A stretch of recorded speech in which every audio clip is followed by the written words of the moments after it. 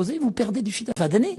Imaginez un grand industriel qui vendrait pour, je sais pas moi, 5 millions de yaourts dans l'année, qui va recevoir une facture du distributeur de 2 millions ou 1,5 million. Voyez. Donc, ces marges arrière sont inflationnistes par essence parce qu'elles vont conduire le fournisseur, et notamment le fournisseur local, à essayer de s'en sortir en augmentant ses prix. Ces marges arrière, en général, n'apparaissent jamais dans les comptes d'exploitation des industriels, parce qu'elles vont partir dans d'autres sociétés. Et j'en rajouterai un dernier point qui est important, qui est un facteur très important, qui est le facteur de la structuration conglomérale des groupes qu'on trouve en Outre-mer. En Outre-mer, vous n'avez pas simplement des acteurs présents dans la distribution. Si je prends le groupe que j'évoquais tout à l'heure, donc le groupe GBH, aux Antilles ou à La Réunion, le groupe GBH possède l'exercice de la marque Carrefour, mais il a aussi l'exercice de la marque Decathlon, de la marque Monsieur Bricolage. Il possède la carte de distribution exclusive de beaucoup de marques automobiles, mais également de marques de location de voitures, de vente de camions, de vente de pièces détachées. Il possède l'une des plus grandes usines de yaourts, et c'est la même chose.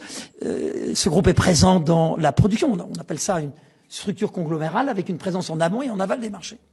Je ne remets pas en cause la bonne volonté de camions, de vente de pièces détachées. Il possède l'une des plus grandes usines de yaourts, et c'est la même chose. Ce groupe est présent dans la production. On appelle ça une structure conglomérale avec une présence en amont et en aval des marchés.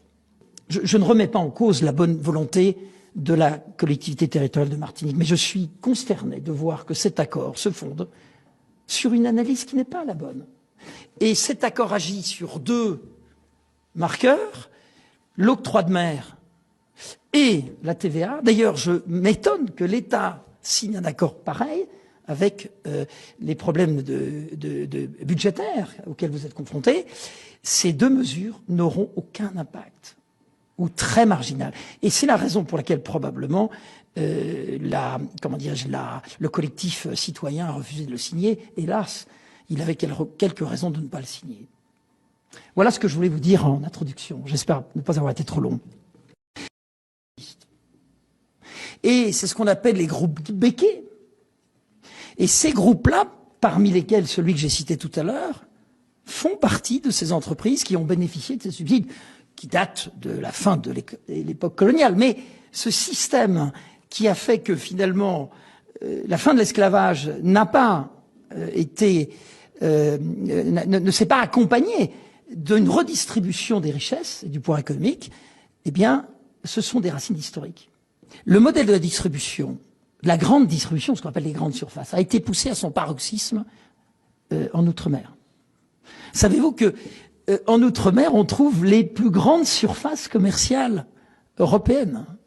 Quand vous autorisez, que vous soyez maire ou l'ouverture d'une surface de 15 000 mètres carrés, il est quand même difficile d'avoir quelqu'un qui va en ouvrir une autre de la même surface en face. Dans ces territoires d'outre-mer, je pense qu'on doit à nos compatriotes des prix raisonnables, mais aussi la diversité. Et quand vous avez des concentrations aussi importantes, évidemment, ces deux réalités sont difficiles à atteindre, c'est-à-dire le pluralisme concurrentiel et la diversité.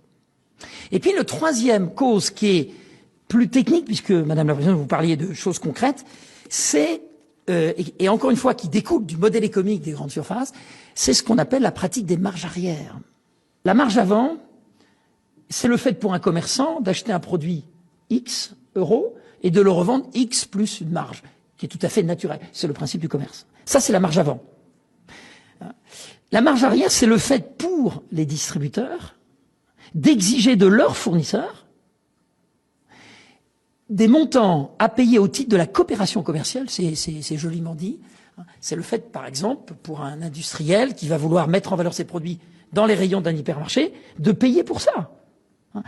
Ces hypermarchés deviennent des médias. Donc, si vos produits ne sont pas exposés, vous perdez du chiffre d'affaires. Et c'est les distributeurs qui ont la main là-dessus.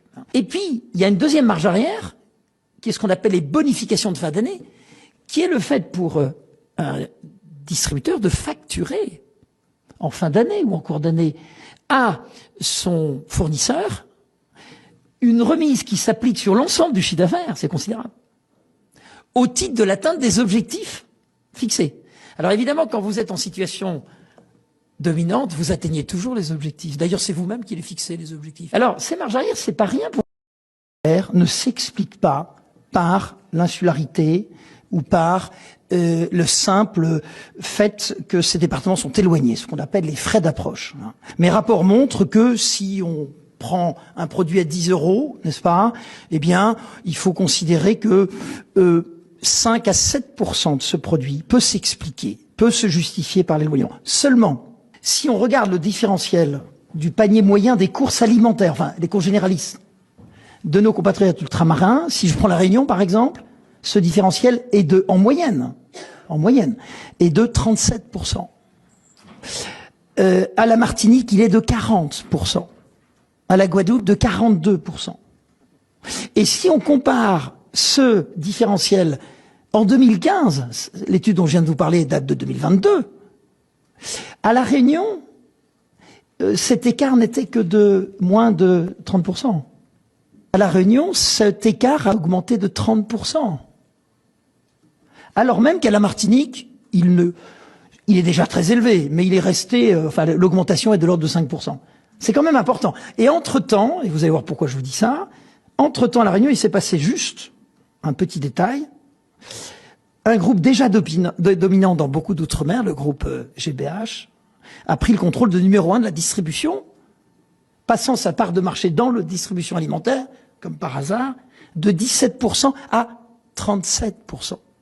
Pour moi, il n'y a pas de hasard. En 5 ans, de 2015 à 2022, le différentiel de prix Métropole Réunion augmente de 30%, il passe à 37%. Et entre-temps, il y a une opération de concentration dans un marché qui était déjà très concentré. Les vraies causes de la vie chère en Outre-mer, on va les trouver d'abord par ce que j'appellerais un modèle économique particulier à l'Outre-mer. J'ai peur de vous dire que l'économie de l'Outre-mer n'a pas renoncé à ce qu'on appelle le bon vieux système de l'économie de comptoir. Qu'est-ce que c'est que l'économie de comptoir? C'est le fait pour quelques acteurs, parfois un seul, de monopoliser une très grande partie des richesses qui arrivent du port. La République a libéré les esclaves, leur a rendu leur liberté, mais pas le pouvoir économique, ni même la propriété de leurs terres.